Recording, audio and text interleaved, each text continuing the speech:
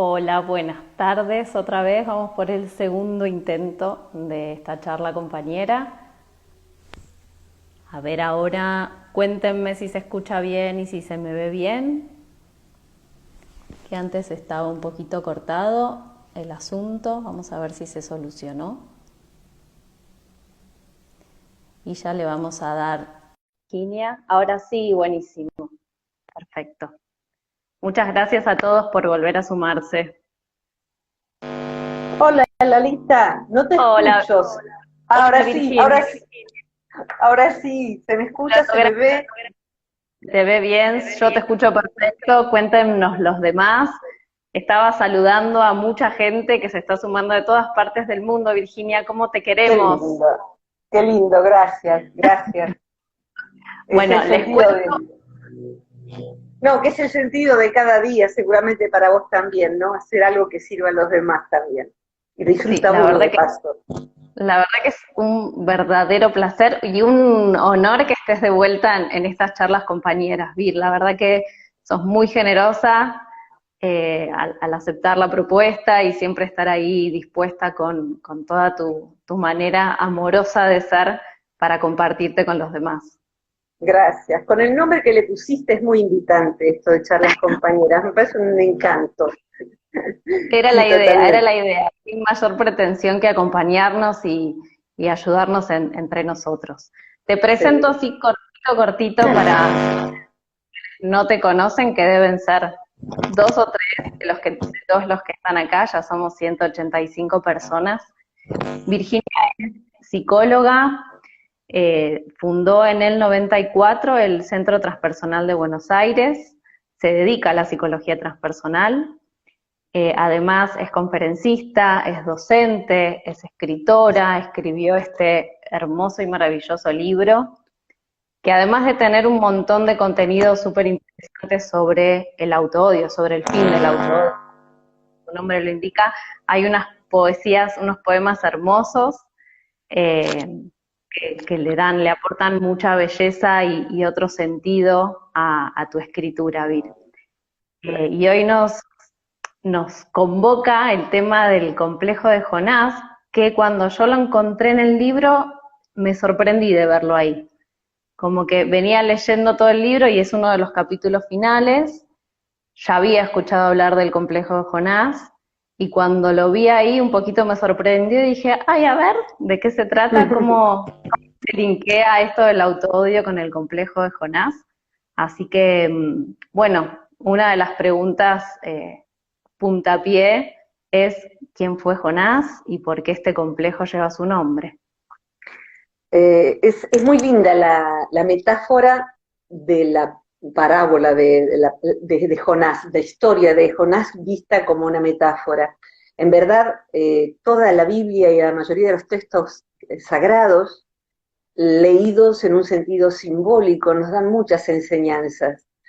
Y en los años 60, el querido Abraham Maslow, que empezó con la psicología humanista junto con esa corriente que se puso a mirar los aspectos sanos de las personas y cómo a veces por refrenar lo más sano de nosotros mismos, nuestra real identidad esencial, nos enfermábamos, nos apocábamos. Viste que es una palabra que se usa, no se usa tanto ahora, es una persona apocada. Es maravillosa la palabra, apocada. Amontonado es que nos vamos en montón. Apocados es que nos hacemos poco, nos hacemos menos de lo que somos. Y Maslow es el que le pone el nombre al complejo. ¿Y qué sería un complejo? Básicamente es, decía Jung, un arquetipo, una matriz de ser, un modo de comportarse que va como haciendo una carga psíquica en nuestro inconsciente y desde allí direcciona un cierto tipo de comportamiento que es el mismo en distintas personas, se va a llenar de singularidades, o sea que mi complejo de Jonás va a ser distinto del complejo de Jonás, no sé si alguna vez lo tuviste tuyo o de cualquier otra persona, pero la matriz es más o menos la misma, esa característica de un complejo. Y toma Maslow entonces de la historia bíblica a Jonás, del cual nos quedó tan fuerte la idea que aparece en distintos cuentos, hasta en Pinocho aparece una imagen similar, Sí, o sea, que estaba dentro de la ballena, ¿no? La Biblia en realidad dice un gran pez, pero da lo mismo. Eh, ¿Qué sería el complejo de Jonás en palabras de Maslow? El miedo a la propia grandeza, decía él. Ya la palabra nos apoca. El miedo a la claro. propia grandeza. ¿De qué te Bueno, la das? Sí, claro, ¿de qué te la das? Y no, la verdad es que sin el despliegue, la grandeza es lo que uno pueda llegar a ser. Eso no quiere decir que todos seamos, no sé, un Gandhi o alguien destacado culturalmente o científicamente o por lo que fuera, sino una versión como si fuéramos un origami, una versión desplegada. Un origami plegado es un pedazo de papel, mm, igual a cualquier otro. Cuando de ahí abrimos y sale una grulla, o un perrito, como me regalaron otra vez un origami, uno ve que hay un sentido que no se verifica hasta que eso se despliega. Mientras tanto, nuestra vida tiene un sentido chato, como un papel doblado. Tiene un no sentido, o sea, ¿para qué sirve un papel todo doblado? ¿Para qué sirvo yo con lo poquito que soy? Y a lo mejor soy poquito porque me metí en una maceta y me hice un bonsai, ¿no? Como suelo decir, que es lo más triste que se puede hacer con una planta, ¿no? Cortarle raíces y ramas para que quede chiquita a gusto mío, del cultivador. Entonces, miedo a la propia grandeza, miedo a los propios talentos, miedo a la propia originalidad, miedo al despliegue. La historia de Jonás es más o menos así. Dícese que estaba Jonás por ahí andando y como sucede en los relatos bíblicos, la voz de Jonás le habla a Jonás y le dice, mira, necesito que vayas a Nínive. En Nínive hay mucho desorden, hay mucha perdición y vos vas a ser profeta. Vas a ir, vas a hablar en nombre mío y la gente te va a escuchar y va a cambiar porque vos vas a hablar en nombre mío. Y lo que Jonás dijo, yo, acá tiene que haber un error, Jehová, discúlpeme, usted será Jehová, pero yo seguro que no. Y en verdad lo que hace es huir. Y eso es lo que nos pasa. Y cuando huimos de algo que podríamos hacer de bonito con nuestro destino, si querés, hoy en día se estila la palabra misión, que a veces se la usa muy superficialmente, pero sería una misión en el sentido de los cuentos, en donde sería el mito del héroe frágil que sale a tener que salvar a la reina, encontrar el elixir perdido, la gema encantada, y sale sin armas, es demasiado joven y no tiene pistas concretas. O sea que tenés que seguir la ruta del sol. Y bueno, lo que decide es hacerlo porque sabe que si no lo hace él, como en la historia sin fin, un hermoso libro simbólico, si no lo hace él, no lo puede hacer nadie. Y uno podría decir, si yo no toco en la orquesta, vendrá otro a tocar. O sea, yo soy, cada vez toco peor el trombón, no sé, lo que sea. No, no, el otro va a tocar a su manera, pero diferente. tú diferente. Uno tiene que tocar su propio instrumento, que sea modesto. Volvamos a la parábola entonces. Lo que hace Jonás es lo que decimos en Argentina, se tomó el buque, que en el viejo lunfardo significaba que uno se escapó de una situación.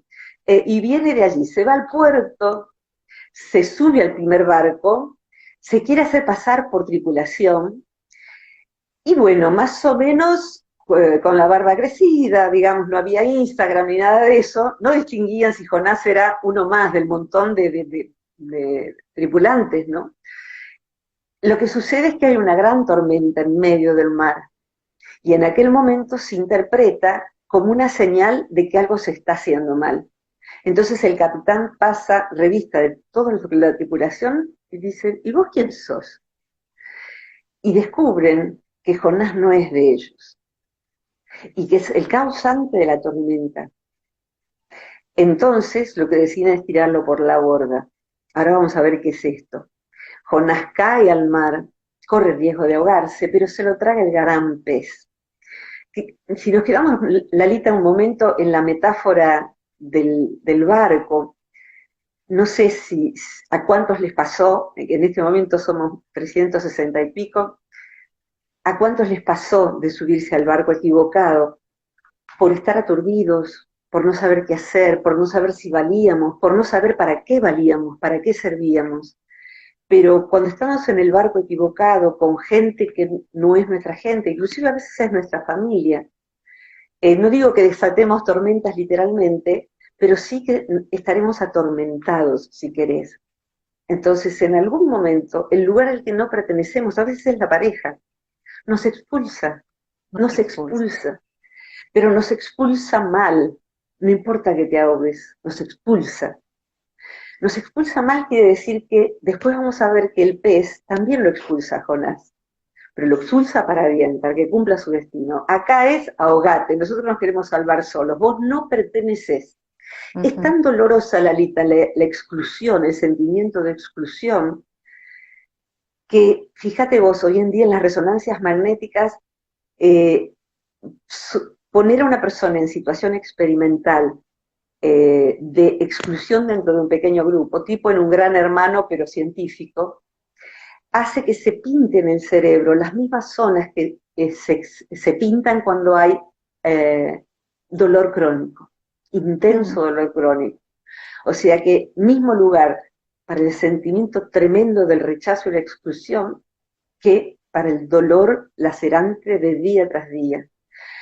De manera tal que la exclusión era la condena mayor, más que condena a muerte, en la Grecia antigua, ¿no? El exilio, el quedarse sin familia, sin patria, sin costumbres. Entonces, cuando uno va siendo rechazado, a veces es que uno es insoportable, porque es una posibilidad, pero a veces es que uno no sabe Simplemente encajar. está en el lugar equivocado. Está en el lugar equivocado y no sabe todavía cuál es su lugar. Por eso es tan importante apoyar a los adolescentes, porque este sentimiento es muy común y la exclusión inclusive del más brillante es común entre los adolescentes, entre los jóvenes, cuando hay mucho ego. Entonces uno tiene que saber que esa exclusión puede ser por muy bellas razones, con lo cual en algún momento de la vida uno va a mirar para atrás y va a decir, gracias, gracias, gracias por haberme abandonado, yo que te creí el amor de mi vida, gracias grupo por haberme expulsado, porque si no yo no habría hecho lo que tenía para hacer. Volvamos a la metáfora entonces. Cuando es arrojado al mar, lo salva el gran pez, la ballena, y él se queda allí, se queda 3 días allí, se queda de manera mágica en el estómago de la ballena, reflexionando, porque los jugos gástricos de la ballena parece que no le hicieron nada, ¿no? La ballena sería lo siguiente, el mar es el inconsciente colectivo, y la ballena está hecha de mar, y a la vez está separada del mar, es un individuo. Entonces la ballena representaría nuestro propio inconsciente, de manera tal que Jonás se mete para adentro, pero a la vez es forzado a meterse para adentro. O si querés, se puede ver que la situación de desgracia es tomada por el inconsciente como una oportunidad. En vez de morirte por exclusión, yo te voy a rescatar. Vas a pasar un proceso, vas a sufrir, pero también te doy la oportunidad de que reflexiones acerca de cuál es el sentido de tu vida, para qué servís, y yo te voy a ayudar a que salgas al mundo. Y tan puntual es eso que después la ballena lo vomita a Jonás. Dice, vamos, vamos, se acabó la historia, ahora a Nínive. Entonces, bueno, finalmente Jonás, luego de alguna peripecia más, termina en Nínive y sí la gente lo escucha y sí puede ser, si se quiere, obra de algo más grande. Podríamos interpretar que Jehová es la vida con mayúscula, y también desde la psicología transpersonal es el núcleo del propio inconsciente, como decía Jung acerca del sí mismo, que es el núcleo del propio inconsciente, es Dios en mí. Estaba confundiéndomelo con el Dios en mí, dice Jung. Y me recordé y se me confundió con un salmo de David que dice, mi porción es Dios. ¿Qué Oh, significaría, ¿Qué significaría mi porción es Dios si no eso? ¿A qué se referiría con mi porción, no? O sea, soy una porción de la vida que viene a vivir la experiencia humana. No me puedo apocar, porque esto es como haber conseguido una beca. Yo pude estudiar la secundaria gracias al Rotary Club que pagó mis estudios porque mis papás no tenían dinero para mandarme a la escuela secundaria y yo amaba estudiar. Y bueno, dos bondadosas personas costearon mis estudios para que yo pudiese ser alumno del colegio secundario. Y yo sentía el compromiso de llevar el boletín con buenas notas, porque esa persona, una falleció y por eso después tuve un segundo padrino, me daban una gran oportunidad. Si concebimos así la vida, como una beca, con muchas dificultades, la secundaria, bullying, profesores injustos, etcétera, etcétera, como nos pasa a cualquiera, los contratiempos van a forjar la fortaleza. Entonces, bueno, no hay ninguna razón para esperar no tener contratiempos en el cumplimiento del propio destino, de los propios talentos. Va a ser parte de este juego, de la historia sin fin. sí, sabes que tu micrófono creo que hace contacto con algo y se escucha una pequeña interferencia. Me parece que nos está Es pasando a posible que todos. sean, es posible que No, sea el no, me parece faro. que cuando lo tocaste, cuando se te acercó a la ropa. Ajá, ok, lo Ahora se tengo te en escucha bien. difusor. Bien, Ahora se te escucha bien. entonces a lo mejor eran los aros. Decime, Lalita, sí, gracias. Sabes que me gustó mucho cómo lo presentaste, el complejo de Jonás en tu libro, que ibas como entrando a lo simbólico y saliendo de lo simbólico, pasando a una parte, a un estadio más práctico del complejo de Jonás. Así que me gustaría ir un poquito por ahí. Se me ocurrió una idea, pero antes A ver, me gustaría que una de las preguntas que llegó, viste que yo siempre pongo en las sí, historias, una caja de preguntas, era cómo me doy cuenta de que estoy padeciendo el complejo de Jonás, cómo me puedo dar cuenta de que me estoy auto boicoteando sin darme cuenta, no sí, inconscientemente. sí. Eh, en principio hay una absurda vergüenza de sí y uno propende a esconder el fruto de los propios talentos. Me traes a la memoria, a mí me gustan a veces para descansar mi mente ver concursos de música de cantantes de distintos países. Y hay un concurso italiano de The Voice que se hace en distintos países. Y en ese concurso, como se ha hecho aquí en algún momento, está el jurado de espaldas al que está interpretando. Entonces, bueno, pasa la concursante y canta un rock poderoso, con mucha fuerza, y están todos ahí diciéndose qué bueno que está esto, y alguien toca el botón, porque al tocar el botón todos giran y ven, y lo que ven es una monja, una verdadera monja. Y estaba Rafael Acarra entre el jurado, le pregunta si es una monja verdadera, y dice que sí, y dice, ¿y por qué haces esto? Porque si tengo un don, lo dono. Y digo, esto es tan simple como eso. Si tengo Claro. un don, lo dono. De manera tal que te diría que desde lo práctico, lo que observamos es ese apocamiento, esa vergüenza de sí, ese desmerecimiento. Nos obligamos a la falta de osadía. Te diría que Mm, falta todo lo que no está en quien desafía el complejo de Jonás. Lo ve que lo tiene, pero se propone vencerlo. Y lo que va a necesitar es osadía, disposición al error, estar preparado y dispuesto al error. No todo el mundo está dispuesto a equivocarse, porque al ego no le gusta. Estar dispuesto a la crítica. Fíjate que este apocamiento en la psicología del budismo, del antiguo budismo tibetano, a mí me sorprendió mucho, me lo compartió esto mi ahijada Melissa Biondi, que vive en Dharamsala, con los tibetanos que cruzaron los Himalayas. Y dije, no, ay Dios, eh, este esconderse y achicarse lo describen con una raíz en la comodidad, en la comodidad. O sea que si lo mirás hay algo de eso. Para ser osado, para salir al frente, para decir, bueno, me van con las críticas, para todo eso, hace falta un sentido de voluntad, de sacrificio, de perseverancia, de todo eso, que no son valores muy fomentados en nuestra cultura. Entonces, y también de capacitarse, porque el talento solo en general no alcanza, todos tenemos que capacitarnos en aquello para lo cual nuestra vocación nos invita. Y ahí hay, en esa osadía entonces, una falta de comodidad.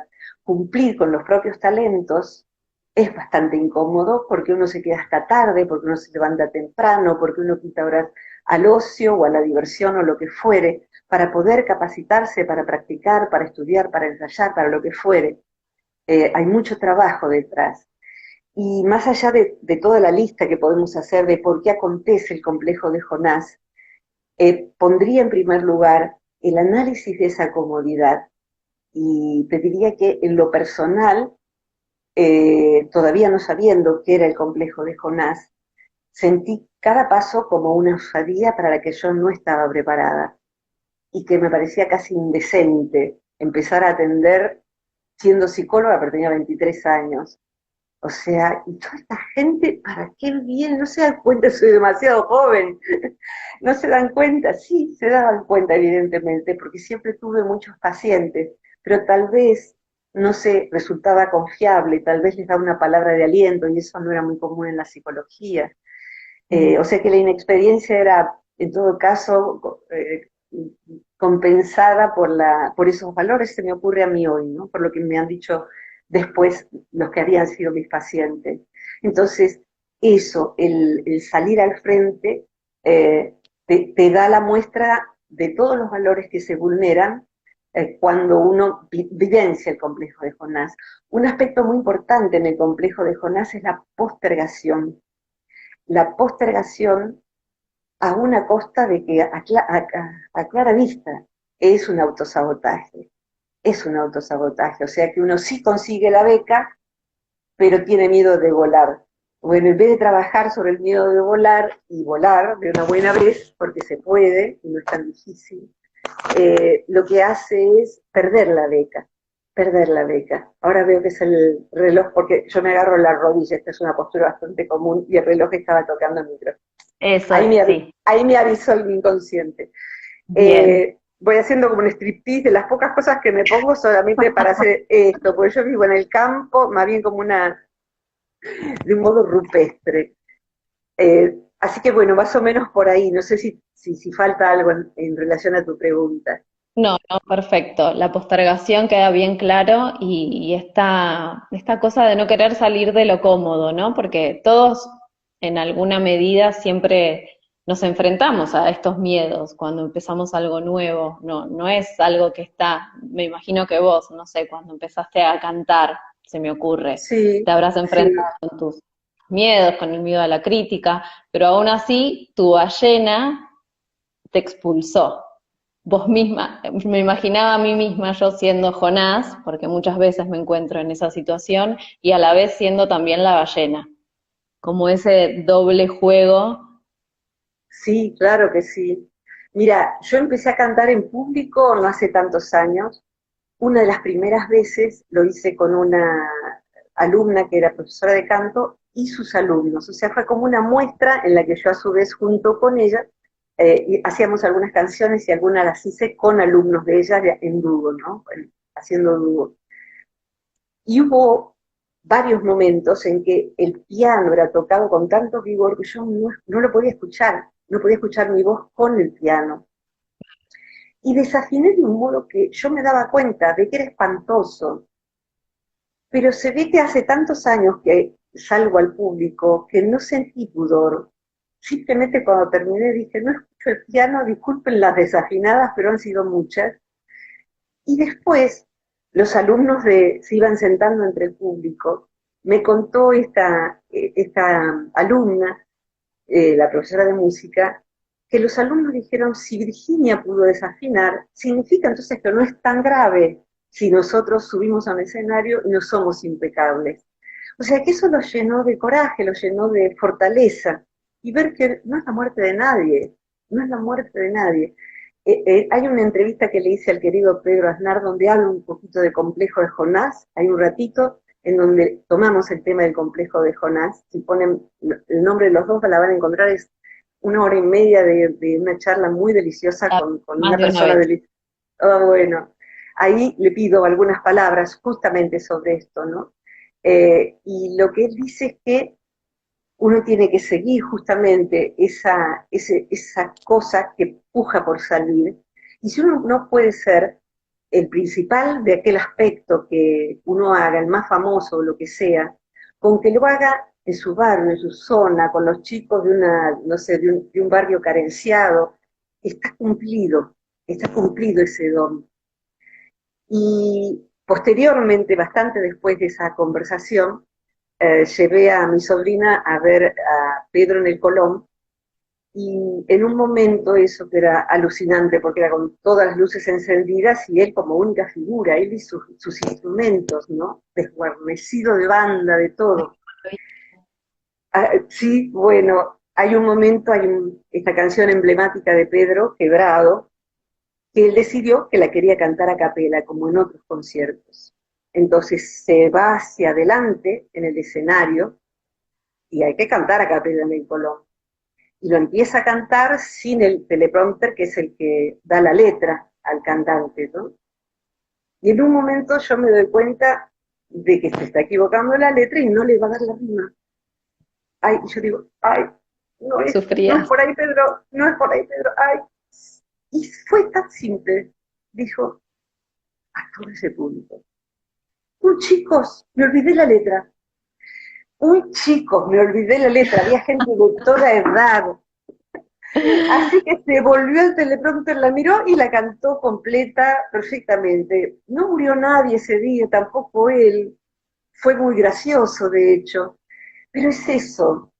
Por ahí una cirugía intraocular es otra cosa, pero la mayoría de las cosas son dramatizaciones que nos hacemos, como, y si me sale mal y se me equivocó la letra, como si de eso dependiera que se cayese el mundo, ¿no? Y en general casi nunca es grave eso. Fantástico, Vir. Bueno, te cuento mi idea.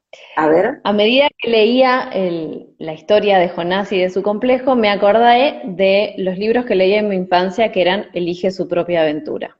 sí, Se me iban abriendo como diferentes caminos. Y pensé en Jonás adentro de la ballena, de este gran pez, y me preguntaba qué hubiera pasado si Jonás taponaba el agujero de las ballenas, creo que se llama aventador, lo busqué, ahora no me acuerdo. sí. Tapona el agujero de la ballena y decide quedarse ahí todo el tiempo, toda su vida. Me preguntaba, ¿hay alguna posibilidad de crecimiento? ¿O lentamente nos vamos asfixiando? ¿O sería mejor entrar y salir? ¿Qué hubiera pasado si la ballena no lo expulsa a Jonás? ¿Qué le pasa a una persona que decide no salir de ahí? En principio, es muy buena la pregunta. En principio, digamos, siguiendo la metáfora, ajustándonos a ella, la ballena empezaría a descomponerse, a sentirse mal, porque no puede vivir con eso taponado. O sea, la ballena, como algo distinto de Jonás, empezaría a mostrar síntomas. En la persona que no hay una expresión, un despliegue de ese potencial, empieza a haber síntomas, síntomas de todo tipo, síntomas emocionales, síntomas físicos, síntomas vinculares. A veces saboteamos nuestros vínculos o conseguimos quien nos trate tan mal como nosotros a nosotros mismos, y si se puede peor. O sea que hay síntomas intelectuales. La persona se bloquea, no puede pensar, no puede aprender, no puede crear, el síndrome famoso de la página en blanco. Eh, Todo eso es porque justamente está viendo una ballena que se muere, un inconsciente que está sintiendo que eso tiene que ser expulsado. Cuando eso no se expulsa o no se despliega, el sentido de la ballena quizás era salvarlo a Jonás. Y si no lo salvó para ser profeta, se va muriendo. Te diría que la situación que describís es la de, no tendría una estadística, ¿no? Pero habría dos modos de fracaso del cumplimiento del propio destino. El primero es el de tapar la ballena, asfixiarse, que sería el de muchísimas personas. Según Jung, sería el fracaso del complejo de perdón, el fracaso del proceso de individuación. Es decir, convertirse en una persona, en un individuo, en alguien singular, en esas variables que nos hacen únicos. Entonces, ese fracaso, el taponamiento, la asfixia, la represión de nuestra esencia, que es algo que es un término muy común en psicología transpersonal, termina siendo como un estado de coma del ser. La persona está viva, la persona tiene amigos, la persona juega al golf, ¿no? Pero a nivel existencial lo único que le falta morirse es el cuerpo, pero el ser ya está apagado y puede no tener retorno. Según Oriente sería siga participando, esta es nada más que una de las vidas, esta es una de las... Pero bueno, tomemos cada vida como única y la iremos desplegando cada vez. Y hay otro fracaso del proceso de individuación, que sería la exaltación del ego. Y imaginemos a Jonás, que, bueno, antes de ir a Nínive se ve a ver cómo está y se va a dejar crecer un poco la barba para que se sienta que es profeta, ¿no? Entonces va a Nínive, se deja admirar un poco, quién es este extraño, qué bien parecido, etcétera. Y entonces elige arriba de qué piedra se va a subir y cómo dar una buena impresión. O sea, se la cree, como decimos aquí, ¿no? Eh, los griegos le llamaban ibris, que es la hipertrofia del ego. El ego toma a su cargo el destino y ahí hay que tener un discernimiento muy fino, porque el ego tiene tanta fuerza que se parece al ser, pero es en realidad un doble de riesgo, es un impostor. Y la persona lo que va a estar haciendo es sentirse el sanador, sentirse el chamán urbano, sentirse maestro, porque amanecí y desperté y canalizo que soy maestro descendiendo de los griegos, de toda la sabiduría.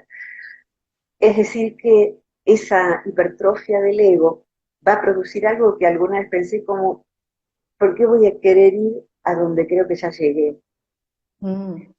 El viajero tiene por norma, si querés, el peregrino, en su peregrinaje no llega nunca, no llega nunca. Llega a la tranquilidad de ser quien llegó a ser y se va a ir en esa paz, a la edad que sea.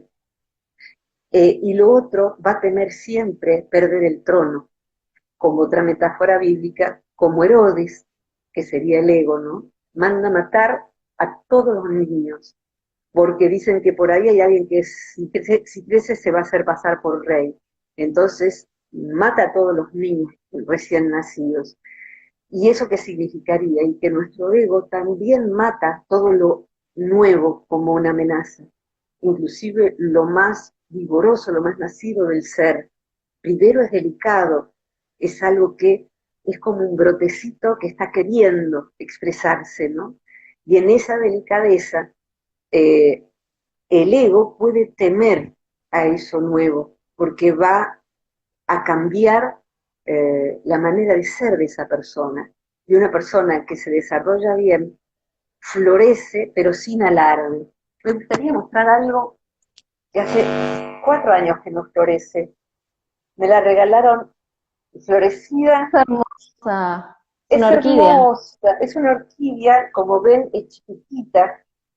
Eh, y pensé esto, yo fui regando estas hojitas verdes un poquito cada vez, e hice algo que me indicó un amigo, que fue ponerla en un recipiente transparente, y me dijo que la orquídea toma luz por las raíces. Entonces, me parece una metáfora preciosa el confiar en que es una orquídea, más tarde o más temprano va a florecer. Y si no florece igual, las hojas merecen mi riego.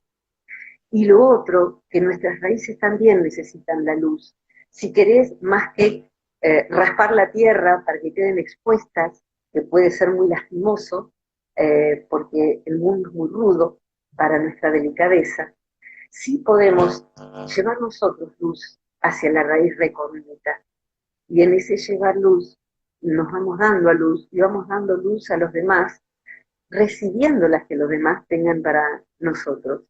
Quien despliega lo que antes era el complejo de Jonás, quien lo supera, en verdad a medida que uno se va probando con la vida, justamente las desafinadas y todas las demás pifias que uno se produzca, todos los demás yerros, son grandes lecciones de modestia. Entonces el ego, si uno las toma esas lecciones, el ego no tiene mucho espacio donde crecer. Se organiza nuestra personalidad en torno de nuestro ser, en vez de en torno de nuestro ego. Y sí, puede ser que suceda algo inédito, que esa persona empiece a ser como nunca fue. Y es porque está siendo ella, curiosamente, ¿no? Pero bueno, hacía mucho que no era ella, quizás desde la infancia. Sí, qué lindo oír esto que traes de los tiempos. Llegó una pregunta ahora que me la olvidé de anotar, que decía algo así, ¿cómo saber que mi talento ya está listo para ser ofrecido y no lo estoy apurando? ¿Cómo nos damos cuenta de eso? Me pareció una linda pregunta. Es una hermosa pregunta. Se me ocurren dos cosas. Una es contar con alguien que nos supervise. Es decir, que si yo voy a salir a cantar, está bueno que alguien que sepa me diga, mira, me parece que tenés que colocar la voz un poco más abajo, la forma del paladar, si vos hicieras esto ganarías, te mandaría tal ejercicio de respiración. Está muy lindo, pero puede estar mejor. O sea, consultar con Tener un el que... mentor. Exacto, tener un mentor. Es decir, que voy a hacer una exposición de fotografía, está bueno ver, no sé, Diego Ortiz Mujica vea mi obra y me diga, ¿qué te parece? ¿En qué puedo mejorar esto que voy a hacer? Esa es como la vía de buscar a alguien que nos oriente. A veces es la terapia cuando es más de fondo, mis rasgos de persona. ¿Están preparados para esto? A mí me tocó, bueno, ya hace 37 años que me gradué, pasé por muchas etapas de este país y de este mundo, y entre otras, algo que ahora otra vez está sucediendo, en 2001, el éxodo de gente joven hacia el exterior. Y parte de mi tarea era ayudarles a evaluar si estaban preparados o no, porque a veces era consumir todos los ahorros para irse a vivir solos a un lugar lejano, apenas estando preparados. Entonces, para aquel entonces tenía que abusar y acompañar al otro a decir, me parece que no, me parece que todavía no, pero veámoslo juntos y visualizar las escenas, o sea, ver qué le pasaría a esa persona que sale corriendo siempre para que le ayude el padre o la madre. Y a veces la respuesta era sí, justamente para que no contara con nadie, y en todo caso luego volvería.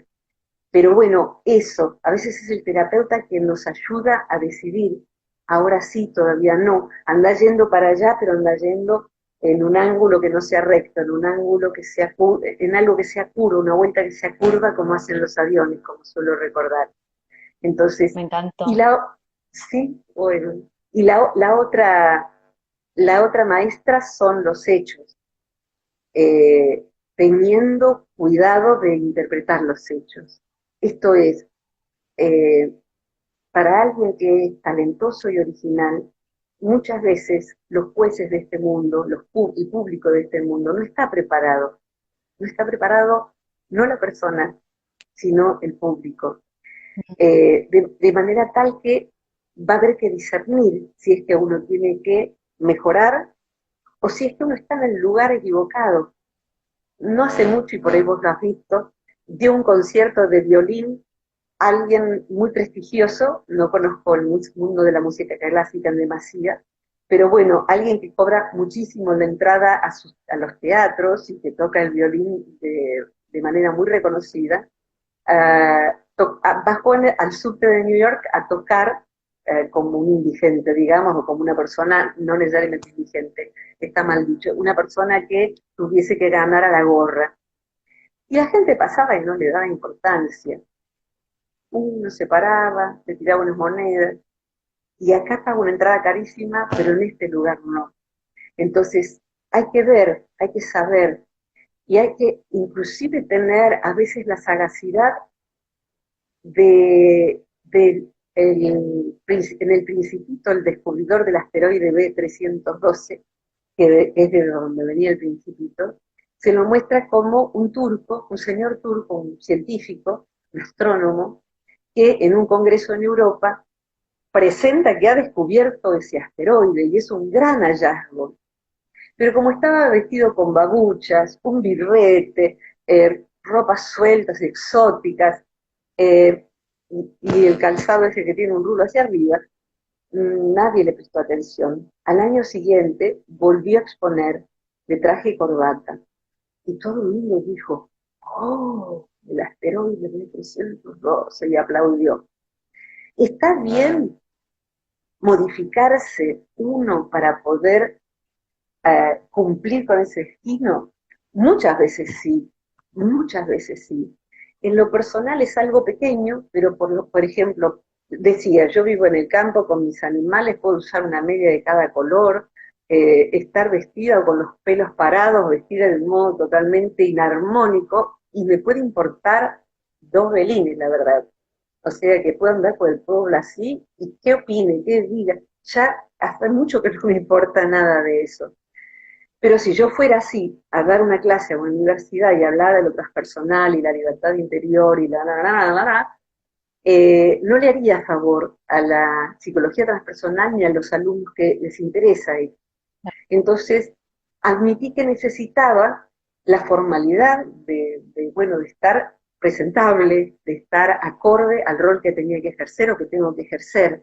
Entonces, eso ha hecho que la psicología transpersonal entre en la currícula de muchas universidades. Yo doy al año muchas charlas para médicos, para colegios de psicólogos, universidades de distintos lugares, y esto básicamente es porque me interesó mucho que se considerara como algo serio el enfoque transpersonal, que está lleno de pensamiento mágico, de canalizar ángeles para la prosperidad y qué sé yo qué cosa, o de psicodélicos. Entonces, no, ni sustancia psicoactiva ni canalizo a ningún ángel. Esto es serio, señoras y señores. Acá hay Bien. neurociencias, acá hay algo. eh, entonces, hay veces en que sí, hay veces en que hay que pensar de qué manera uno se presenta en el mundo. Y hay veces en que es eso lo que está fallando, como en el astrónomo, ¿no? Fantástico, me parece que quedó más que clara la respuesta. Eh, y volviendo a lo simbólico de la ballena, también pensaba que es un momento muy importante en la historia de Jonás, que no da lo mismo que no hubiera sido tragado por esa ballena esos 3 días. Y lo linkeé, lo relacioné con el capítulo en el que desarrollás la intrafobia, Sí, este miedo a entrar en uno mismo. Y me gustaría que lo charlemos un poquito. Fue un capítulo de los que más me gustó, me acuerdo dónde lo estaba leyendo y todo, porque me cambió un poco la manera de pensarme inconsciente, de relacionarme con él, de entrar a gracias, la Lalita, ballena. gracias por relacionarlo, y es exactamente así. Eh, Al escribir el libro encontré que me faltaba una palabra. La busqué a ver si algún otro autor la había desarrollado. Quizás lo hizo y yo no lo encontré, pero no es algo muy común de mencionar ese intrafobia, que sería el miedo al propio inconsciente. Y en verdad, parte de quienes hemos generado ese miedo somos los psicólogos. Eh, o si querés, me voy a permitir la arrogancia de no meterme en esa lista. Muchos psicólogos terminan produciendo miedo en el paciente respecto de su propia interioridad, porque solo hablan de que en el inconsciente hay traumas complejos, conflictos, nuestras pasiones y todo lo reprimido. Entonces, ¿qué me voy a querer meter ahí la caja de Pandora? No tengo ganas, me da miedo sufrir, me da miedo tocar todos esos traumas, me parece. Hay un dibujo de Caloy en que se ve al paciente tirado en el diván, el psicoanalista al lado, y alrededor hay tramperas de todo tipo, de cazar osos, de colgar, o sea que hable nomás, hable, le dice el psicoanalista, Y el otro está aterrado ante todo lo que podría encontrar metiéndose ahí dentro. Y en verdad, si ejemplificamos un mapa completo del inconsciente, que es a lo que he ido aspirando a lo largo de los años, ¿qué es el inconsciente? ¿Hasta dónde llega? Podríamos decir que la capa de disfunciones o de raíces de disfunciones es como si la tierra, el plano de la tierra, del suelo me refiero, donde crece el pastito, fuera la conciencia, posiblemente lo más inmediato fuera esos traumas complejos, conflictos y demás. Pero más abajo hay napas de agua pura, napas de piedras preciosas, yacimientos de piedras preciosas. Y hay algo dentro de nuestro sí mismo que deriva en el inconsciente colectivo. El inconsciente colectivo del cual recibimos aportes, nos demos cuenta o no, mientras dormimos y aún despiertos, y al cual legamos nuestros aportes. O sea, la persona que no cumple con su destino, también está escatimando su aporte a una causa común. Hoy mi madre me recordó que había que darle el dinero que donamos cada uno de nuestra familia a la biblioteca del pueblo, que la reedificaron mi padre, mi madre y otros señores grandes, y bueno, necesita un aporte. Entonces yo no puedo decir, mira, este mes no, si realmente no pudiera, pero la verdad es que debo, y ojalá hubiera muchos que hicieran eso en cualquier lugar. Entonces el aporte hace una gran diferencia y de alguna manera uno no tiene derecho a quedarse con eso. Ese don que uno no dona hace una diferencia por ausencia, por ausencia. Si querés, se nota, uno dice, ¿qué se va a perder la humanidad con que yo escriba o no escriba? La verdad, todos seremos ceniza. Eh, es más simple la cosa. Vos no conozco tu historia, un poquito conoces la mía, todos estamos haciendo lo que estamos haciendo y vos estás haciendo esto, seguro, porque personas de tu historia te influyeron, te incidieron, personas de carne y hueso, personas de tu familia que a lo mejor ya no están vivas o nunca lo estuvieron mientras vos naciste, desde que vos naciste en adelante. En mi caso, nuestra abuela Juana, que murió a sus 21 años, cuando mi mamá tenía 6 meses, pero la abuela Juana era atrevida, osada, tocaba muchos instrumentos, hablaba muchos idiomas, era una mujer que hacía lo que le sentía que tenía que hacer. Entonces, bueno, vivió la carrera. Y otros nos han incidido por música que hicieron, por libros que escribieron. Pero mucha gente no creería que esa persona, con su modo de ser, simplemente inspiró a que Lalita un día decidiera estudiar yoga, decidiera irse a vivir a Bariloche, decidiera eso, tan joven como sos, armar el diseño de tu vida. Y esa persona, si vos hicieras una lista, muchos dirían, yo, ¿cómo que yo te inspiré? Y sí, a veces una vecina que es muy modesta en lo que está haciendo, no obstante es un ejemplo de eso, de libertad, de independencia, de diseño de su propia vida. O sea que no hay que minimizar el influjo que pueda tener nuestro aporte. No sé Sí, si... sí, sí, me quedé pensando porque se me venían a la cabeza muchas personas que no me conocen, que yo no las conozco, pero que hicieron su aporte y realmente creo que formar parte de ese inconsciente colectivo es el gran servicio. Una de las preguntas que llegó, que mientras te escuchaba hablar, se me vino a la cabeza, era ¿por qué tenemos que dar nuestros talentos? ¿Por qué tenemos que expresarlos? ¿No? Y me Es parece muy que acá bueno. está la respuesta. Sí, está muy buena la pregunta. Eh, Ahí podemos remitirnos al ámbito de las creencias o de la ciencia. Digamos que un niño yo aquí tengo un niñito de perro que mañana cumple 2 meses. O sea que es un cosito así de algo que va a pesar alguna vez 50, 60 kilos. O sea que es una raza grande. y le cuesta coordinar su cuerpo porque no tiene toda, claro, entonces es muy gracioso verlo caminar, verlo calcular. Y chiquitito como es, él se sube a algo que es alto, se tira, se ve que cae mal, y lo que de inmediato hace es volver a subir, y luego se tira mejor. Esto fue de inmediato, verlo comportarse de esa manera, y uno tiene 54 días y está ya diciendo, a ver, voy a probarlo mejor. Y en todo tiene esa actitud exploratoria. ¿Es imperfecto? No, es incompleto, es perfecto para la edad que tiene. Se cae de una altura de 30 centímetros porque es muy chiquito. Y uno diría que torpe que es. No, no es torpe, está creciendo, es incompleto todavía. Entonces todo, como esa orquídea, está llamado, pareciera ser, a completarse. Todo necesita desplegarse como en una espiral, ¿no? Acá estos aros son unos aros alegóricos. Es como una espiral que nace chiquitita aquí en el centro, pero aún en la naturaleza todo, desde un helecho a una galaxia, se organiza partiendo de algo pequeñito, pero la expansión, el despliegue, un universo en expansión, eh, nos está diciendo que no hay nada que indique que yo estoy aparte del universo. Entonces, si el universo está en expansión, yo estoy llamada a expandirme. Claro, porque yo no. Porque yo no, no hay manera de que no sea conveniente. Y diría, en respuesta, lo que yo veo en las personas y en mí misma es que los apocados no son felices.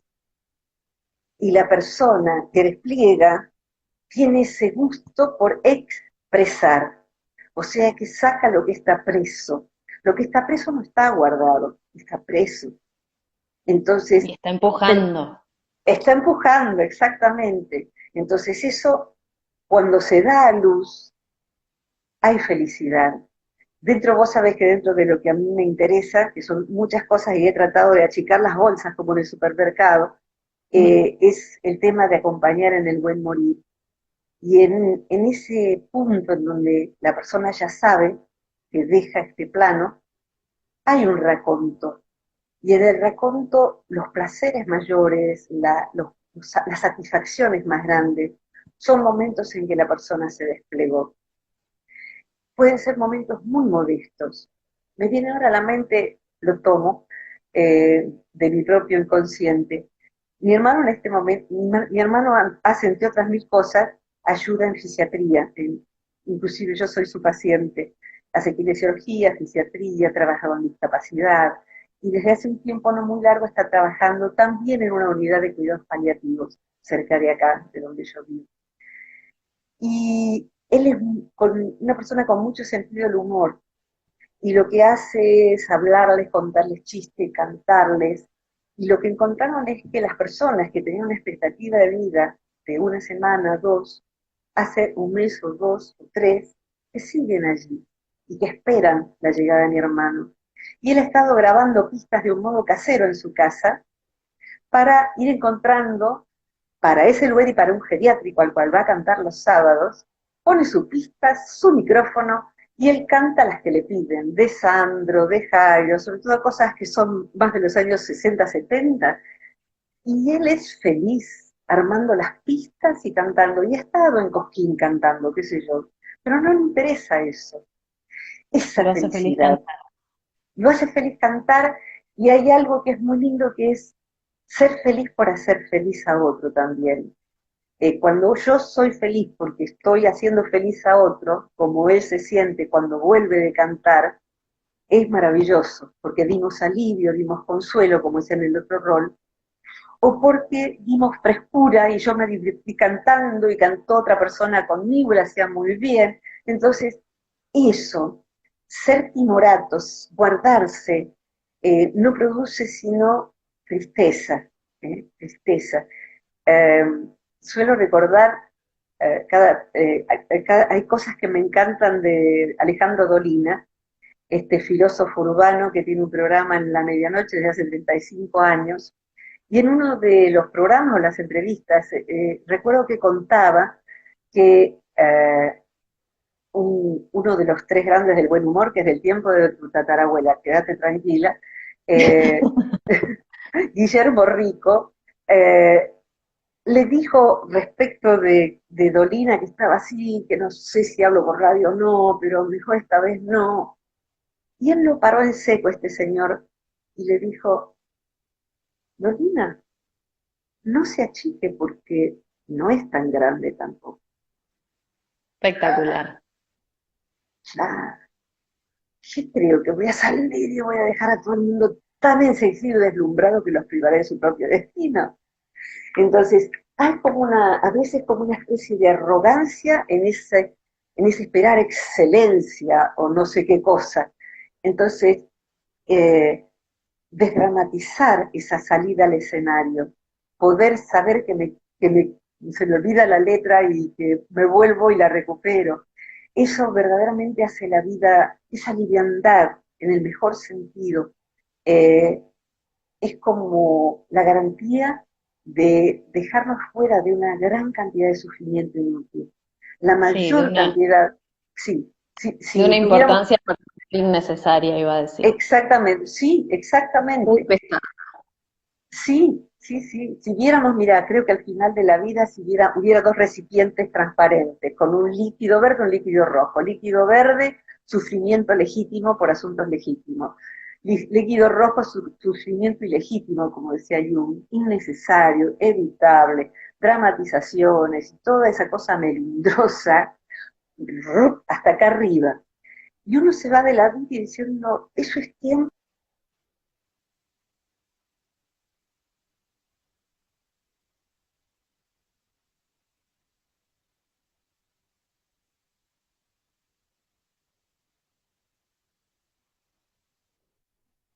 Acá estoy. No sé qué, ahí está. Ah, Ahí estoy, ahí bueno, estoy. listo, listo, algo, entró una videollamada, pero me parece que no era para mí. Aquí estamos entonces. Eso que el sufrimiento inútil, cuando uno lo empieza a ver en el momento en que lo está ejerciendo, se da cuenta de que hay hombros, cervicales, estómago, o sea, salud, vida, tiempo, en algo que no era. Y uno empieza a decir, bueno, a ver, no sé cuánto me queda por vivir, pero no pienso gastarlo en eso. Ya sé cómo es. No, no me pienso gastar mi vida en eso. Hablas Entonces uno, sí, un poquito en ese capítulo de la mitad de la vida y de lo simbólico de los 40 días del viaje a Nínive. Y también me parece que en ese tramo de la vida las cosas empiezan a simplificar un poco más. Uno empieza a darse cuenta que no tiene tanto tiempo para esas pavadas. Yo estoy llegando, Ir. y bueno, viste, algunas personas la mitad de la vida les acontece a los 50, a los 60 y más también. Hay personas por razones de revolución social, si querés, sobre todo mujeres, personas que a los 70 años o más activan el proceso de mitad de vida. Es como si lo hubieran puesto en un freezer, ¿no? Y Mm. eso se activa porque no había condiciones para que se activara antes. Entonces, esa persona, ¿qué significa mitad de la vida? Decir que el tiempo que queda, no sé cuánto es, pero no voy a perderlo como en cosas que ya perdí el resto, ¿no? Y ahí hay una fuerte decisión que se impone ante todo lo demás, se impone ante la crítica de los demás o lo que sea. Voy a vivir mi propia vida, soy lo que soy, como dice la canción, ¿no? A mi manera también. Eso, Soy, soy potencia esencial, decís en el poema que sí, cierra el capítulo del complejo de Jonás. Y como no te quiero robar más tiempo, Ir, no, es un gusto, me es un encantaría, gusto. para mí también, seguiría hablando con vos horas, pero me encantaría cerrar esta charla con el honor de que nos recites ese poema, si es que querés y tenés ganas. Con mucho gusto. En realidad, más que recitarlo, lo voy a leer. Tengo un montón de poemas como origami en mi cabeza, pero este no lo sé de memoria. Es una curiosidad de no ser un... Ah, no, espérate, que acá... Tiene la curiosidad de no ser uno de mis poemas preferidos. Sin embargo, algunos poemas, en cada capítulo del libro, viste que tiene como cierre un poema, tiene el sentido didáctico y a lo mejor a otras personas les gustan más que a mí. En este caso fue escrito hace bastante tiempo y fue la sensación de la necesidad de hablar de esto, aunque todavía no conocía la expresión compleja de Jonás ni su sentido, pero sí me daba cuenta de que la vida funcionaba así. Entonces, en honor a la Virginia que, no conociendo tantas cosas, escribió ese poema, me pareció didáctico incluirlo aquí y me encanta que me lo pidas para ilustrar también el cierre de este encuentro, así como es el cierre de ese capítulo. Les pido que imaginen conmigo, como aquella Virginia. Tengo un miedo, clamaba la semilla, y a pesar de absorber sol y humedades, renunció a germinar en sus verdores, encogida en la tierra, sin nacerse. No puedo, dijo el águila asustada, y plegando sus alas desde el suelo, resignándose, ansiaba las alturas, declarándolas ya inaccesibles. No sé cómo se hace, dijo el árbol, sin derramarse ni en flores ni frutos, ante el reclamo de la primavera que contaba con él para expresarse. ¿Qué verías si la naturaleza negara su potencia, su destino? Frutales secos, pájaros rastreros, sembradíos estériles y yermos. Que no me pase a mí, que no me quede anhelando accesibles utopías, que no viva como un muerto insepulto amortajándome en lo rutinario, que no se me adormezca la vigilia, que no se me amordace la llamada, que entre mis fortalezas no se agríe el vino sin haberlo olvidado, que me lance al freno y no eternice mis ensayos detrás de los telones, sin que vibren los tímpanos del mundo con la música de mis instrumentos. Que me atreva y te atrevas fogueando los mejores valores de la especie en brasas de discretos esplendores para que al fin refuljan plenamente. Que la modestia no nos vuelva tibios, porque la vida arde y necesita que indefectiblemente se le otorgue poder al bien en manos de los buenos. Que el tiempo señalado es este tiempo. Convoca militantes de la vida, como Jonás salió de su ballena, dónate dándote radiantemente. Una belleza de cierre. Muchas gracias, es bellísimo ese poema. Gracias, Alita. Un placer, Vir, siempre, como siempre. Muchas gracias también a todos los que estuvieron ahí. La verdad que había muchos comentarios que no llegué a leer. Es un placer poder tener estos espacios con vos y con todos ustedes. Gracias. Te mando un abrazo. Un abrazo enorme a todos los que están presentes, a los que miren luego y también a quienes hicieron las preguntas. Y gracias a vos por generar este espacio. Gracias, Vir. Un beso grande a todos. Muchos besos. Hasta la próxima. Hasta la próxima. Gracias. Gracias.